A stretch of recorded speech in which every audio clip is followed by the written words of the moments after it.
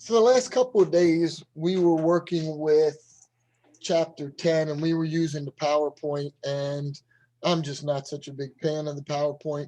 They're great to study from, but as far as teaching from them, I prefer my handwritten notes. Just like somebody didn't want to show their face, sometimes I don't want to show my handwriting because it's not the best. It's not the worst, but it's not the best. So in the world of computer science, you're going to need to be able to say some buzzwords. And when it comes to object-oriented programming, you may walk into an interview and people think this is really important, even though I've never seen the importance of it. But they may say, well, are you familiar with poly, which poly, we know poly means many, okay? Polymorphism. And in our case, it's a matter of it can take different forms. And we're going to stick with this superclass, subclass discussion we've had, and we're going to power our way through this section. And we'll be happy with the fact that we powered our way through. We covered it, and from there, is it blurry for anyone else? Okay, mine doesn't look blurry. Anybody else? Is it blurry? Blurry? Now it's blurry.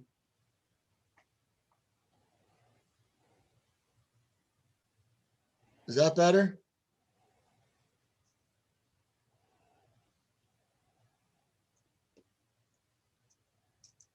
We good? Somebody talk to me. It's the same. Still blurry. It's still blurry? Huh. Well, it seems okay for me.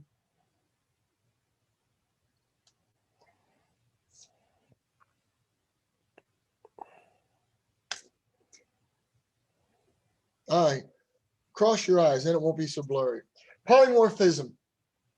This is when a superclass reference value can reference objects of a subclass. I'm going to jump right to the chase. Down here, a superclass reference variable.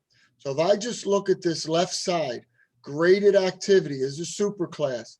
If I say graded activity exam, what I'm doing is creating a reference variable for exam, okay? So this is a reference variable. Now, when I add the other part, what I'm actually doing is creating the object, as you can see right here, to go with it. So I'm creating an object of type graded activity, but it can be of subclass type final exam. An object of the final exam class is also an object of the graded activity class. So if I make it and don't ask me why we'd want to do this, by the way. If I make an object, a reference variable of the graded activity class, I can make the object itself a final exam object. Now, why would we want to do this? I don't know. But graded activity is now, exam is now graded activity. And as we see, we're going to be saying this goes back to an object of the final exam class is also an object of the, we know that, okay? If I created an object of final exam, it has accessibility to everything in graded activity. But if I make the reference variable graded activity and the object final exam, I can only use the methods in graded activity. So even though I'm going to create this final exam, the only methods I can use are what's in graded activity. You're going, oh yeah? Exam is a graded activity variable that holds the final exam object. Okay, again, polymorphism, the ability to take many forms.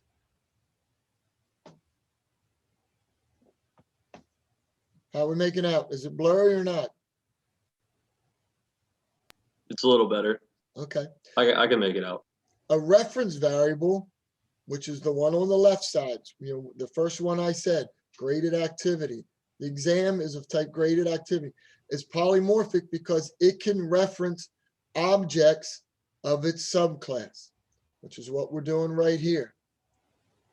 Trying to say there's a couple different ways, hopefully not to confuse you, but make one of them make sense. Okay?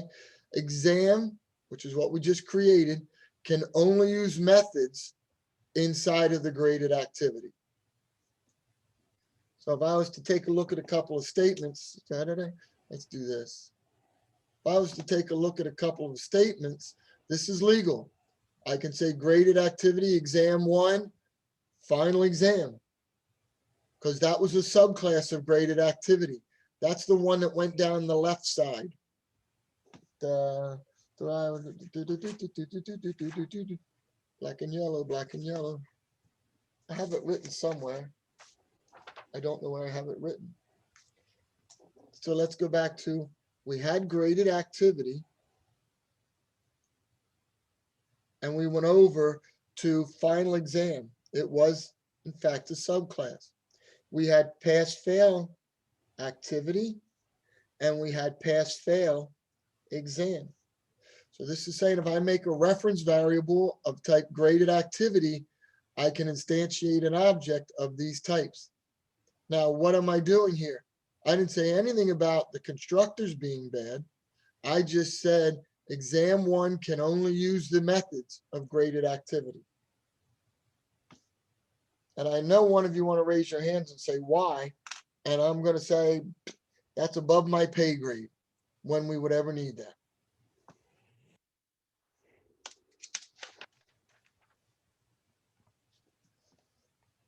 Polymorphism in this thing called dynamic binding. Way back when, there was a reference to the term binding, and it simply means matching a method with the correct method definition. Okay, the binding was back when we were overloading methods. We were saying it's going to match up so it knows which one to go to, because they would have had the same name but different signatures. So when we take a look at a superclass variables referencing a subclass, we have a problem. What if the methods were overridden? So I have a method in my superclass. Oh, there's that little chart I was talking about. I have a method in my superclass. I override it in my subclass. Which one is it going to use? Well, here we go. It would use the method of the object type. So this dynamic binding says it's going to use the one. So if I have it in graded activity, if I have it in final exam, it's going to use the one that's in final exam. So that's the only time when I say you can't use the methods in the actual subclass, that you would be able to use the actual methods in the subclass. Okay, all of this is great and wonderful. I want you to go to D2L, and I want you to load up the first group of programs that we had in there for today. And you're going to also need graded activity, pass-fail activity, and all of those. I'm going to pause. So if I take a look at polymorphic, I see that I create reference variables, an array of reference variables of type graded activity.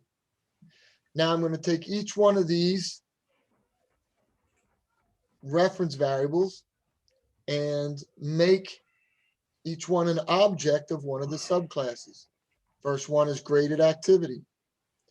The second one, the object is going to be pass-fail exam. And the third one is an object of type new final exam. And you can see that we are actually using get score and get grade. Where are the get scores coming from? What class? I don't have that printout. I threw it away, I think. Graded activity. Remember, graded activity is the one that gave me the score and then the A, B, C, D, or F. Okay, so I had set score, and get grade.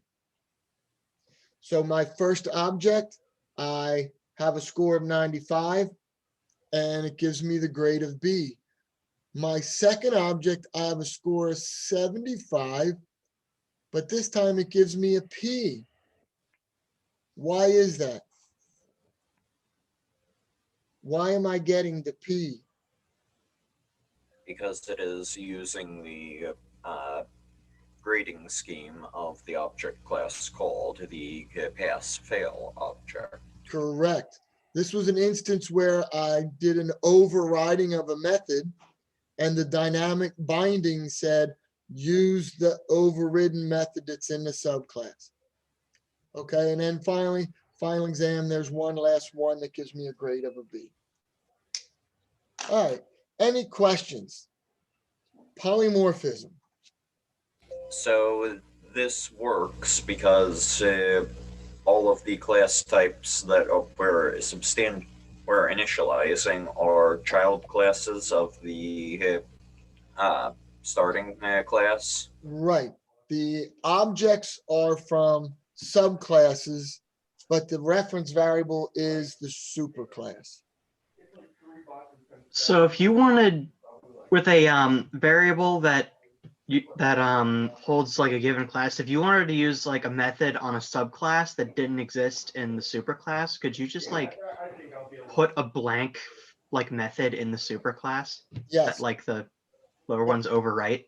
Yep. So kind of like function prototypes in C++ then. A little bit. You're going to see something more like that in a couple of minutes, Nathan, what you're describing. Okay, that's a good tie into what we're about to do. All right, so taking a look at rectangle and cube. I'm on page 660 in case my screen is blurry. I have rectangle. We remember everything was going on with the rectangle. There's a constructor, there's sets and gets, my accessor and mutators, and there's a get area. And then in cube, I have one constructor. I add a new variable height. I have get height. Don't know why, but the author just doesn't like set height. He never includes that, and we have to keep adding it. Surface area, get the surface area. That was this bad the other day, was 6 times length times width. And then finally get volume, which is length times width times height, which we could use get area if we wanted to. So we've seen this a couple times and we're coming back. And I want to take a look at letter A. Is A legal or not?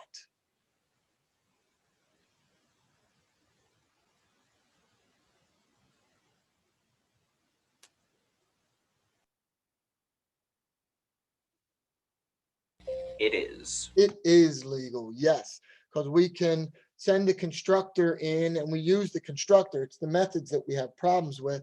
We can use the constructors, and this is where, hopefully I'm calling the super or something to get the values length and width up there. All right, when I come into B, what will I get for get length?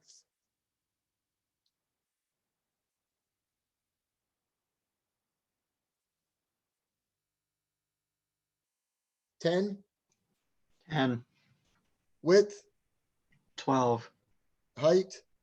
an error. I would in fact get an error. Very good, because height is in cube. Okay, height is in cube. It will give me an error message. Get surface area.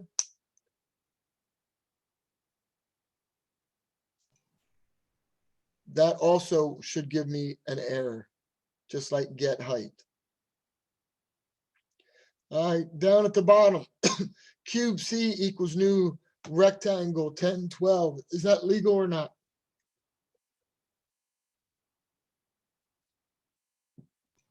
No. That is illegal. I can only do polymorphism with parent to child, not child to parent. Very good. Questions on polymorphism? Say woohoo. Can I get a woohoo? Woohoo. Thank you. Thank you. Moving on, next section. Abstract classes and abstract methods. Okay. what do we mean by an abstract class? What do we mean by an abstract method? Well, we started hearing maybe not much talk about abstract, but short definitions, a class that is not instantiated, but other classes extend it. That's an abstract class. So I'm going to create a class that I'm not going to make objects of. Okay, I have a class and I'm going to make objects of it. Now that class could have variables, it could have methods, but I'm going to make it what's called an abstract class, which means you can't use this, you can only extend it.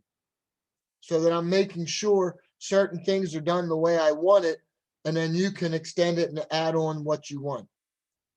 Okay. So like object class that all of our classes are default extending from. Yes. Yes. Okay. An abstract method. This is what Nathan was just talking about a moment ago. It has no body, but it must be overwritten in a subclass.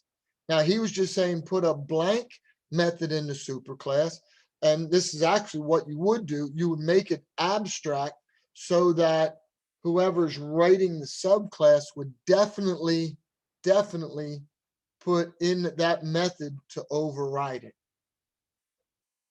So we have abstract classes, we have abstract methods. And again, what is an abstract class for? It's a generic class that we say other classes must inherit from it.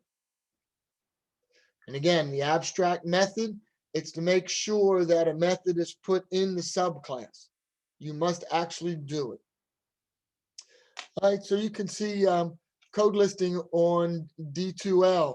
Student, computer science student, ComSci student demo.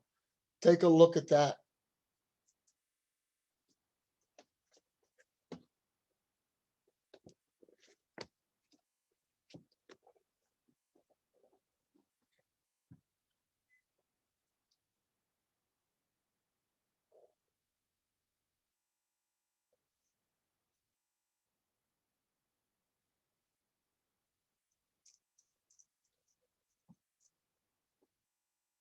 So if I have an abstract class, which is student.java, taking a look at it right now. Winner, winner, chicken dinner, public. We never saw this before, did we? What was always there?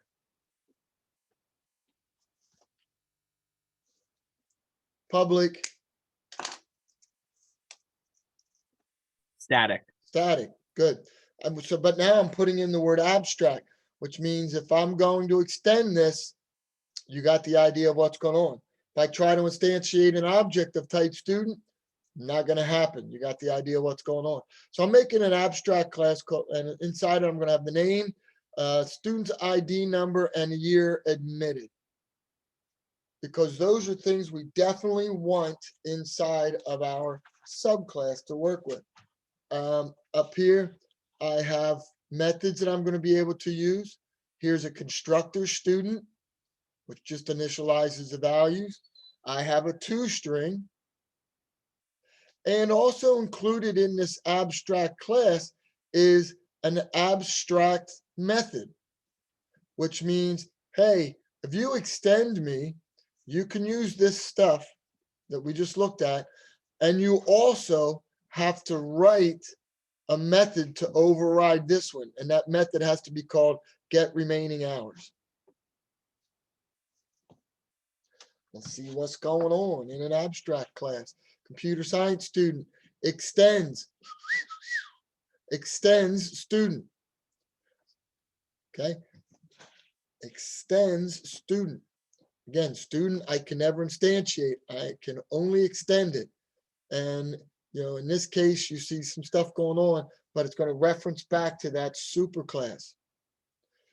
We have some declaration that we need to take care of. We have a constructor going on in here. A couple of big things is, here we go. Remember, it was a method up in my abstract class that said get remaining hours.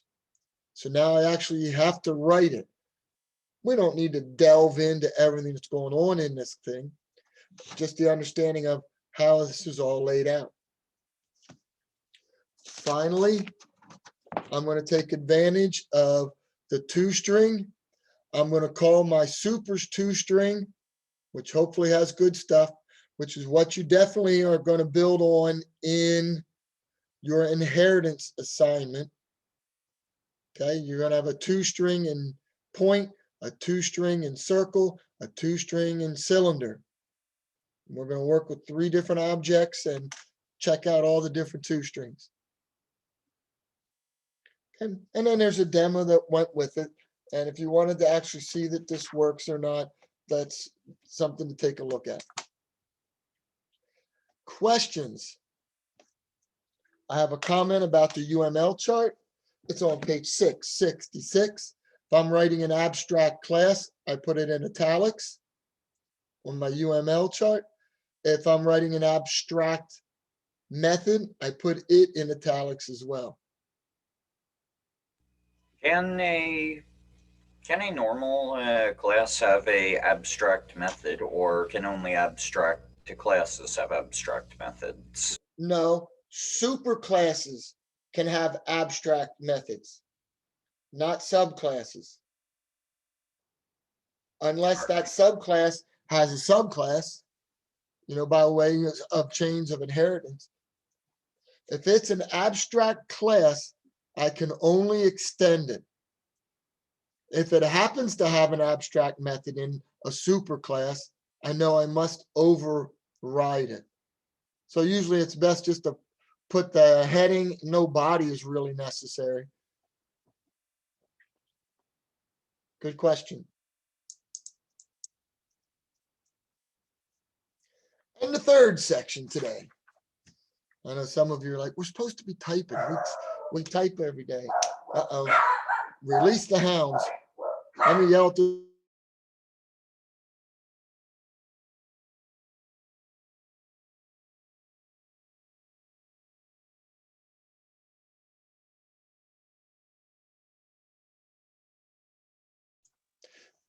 a leaf blew by and they got all excited.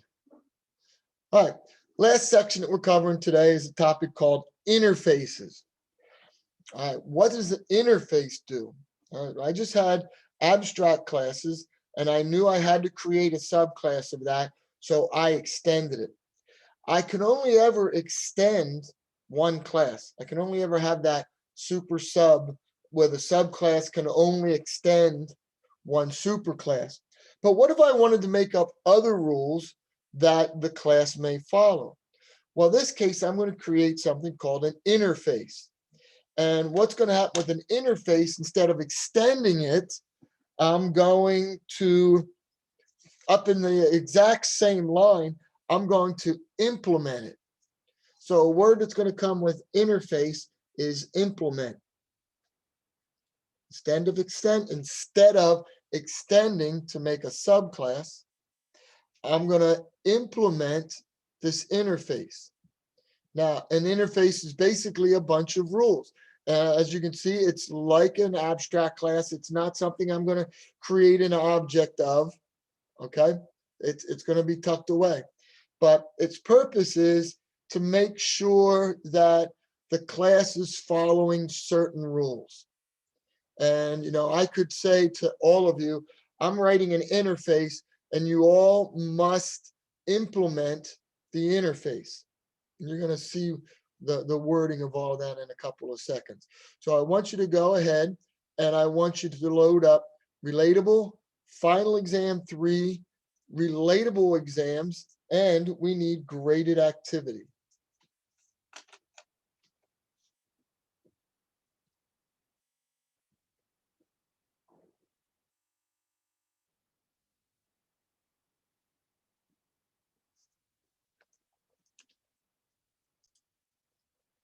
All right, so let's take a look at relatable first. And relatable is an interface. Again, we have a keyword here. Instead of public, whatever we've been putting before, we're going to say public interface relatable. Now, what this says is you will have these three, I don't know, if we go back to C++ class for a better term, prototypes. 3 prototypes. You must have 3 methods that look like this if you implement me. So I'm going to take a look now. I'm going to go down to the bottom. I start taking a look at final exam 3, and you notice it extends graded activity. And again, we only extend one. We can only be a subclass to one superclass, but we're going to implement relatable because I said so. And to implement relatable, you better be getting ready to override equals, is greater than, and is less. So I come into this class. I'm actually jumping ahead to this page. I'm down to line 86. There's the equals. Blah, blah, blah, blah, blah, blah. Oh, there's the this get score and da da da da da da. That's cool. We talked about this variable.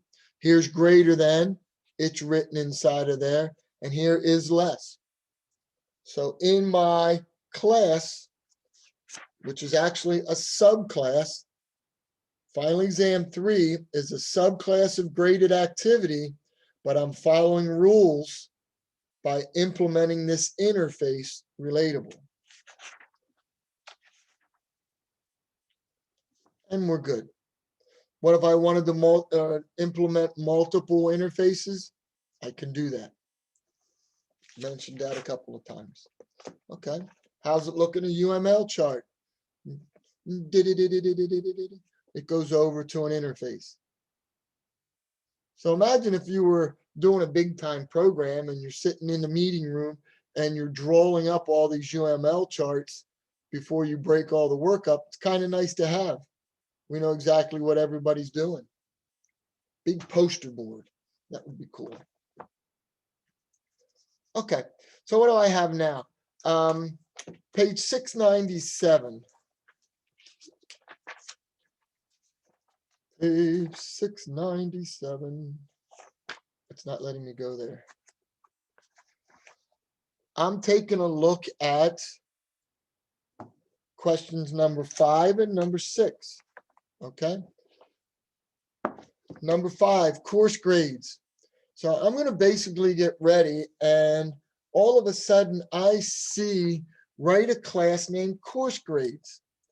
The class should have a graded activity array, which we just saw. So I'm thinking we're going to get into some of this polymorphism. And the array, so yeah, I got some set, pass, fail exam. I've seen that one. Set, final exam. There's the 2 string. But I'm going to give scores that are lab activity, pass, fail, an essay, final exam. Oh, geez. Okay, so let's start by going to D2L and get these